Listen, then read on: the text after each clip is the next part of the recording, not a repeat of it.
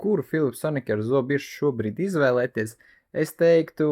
ka palielam ir divu variantu. Ja jums interesē tikai un vienīgi zobu tīrīšana, un jums vajag varbūt divas birstas pat, vai vienkārši ir kāds, kam uzdāvināt otru, tad es ņemtu šo te 3100 sēriju, tur iekšā ir viena rozā, viena melnā krāsā, maksā 85 eiro. Vai, ja jūs bieži braucat ceļojumos, tad ir forši paņemt tādu, kurai ir arī ceļojuma futlāris, tad ir vai nu var paņemt šo te pa 150 eiro, kas arī ir viena no vienkāršākajām birstēm, bet katrai ir vēl savs ceļojuma futlāris iekšā,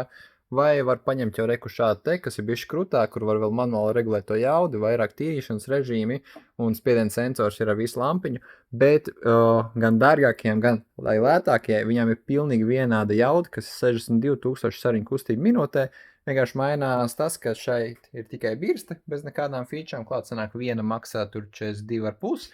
un tad šeit, kur piemēram ir pa 152 vai pa 125 viena birste, te jau nāk vairākas programmas, vairākas intensitātes, var regulēt aplikāciju, klāt un vēl lampiņu pie spiediena sensoru, bet iztīrīs jau viņas pilnīgi vienādi, vienkārši kuram vajag visas tās atribūtus un features, kuram pietiek ar to, ka vienkārši labi iztīra zobus.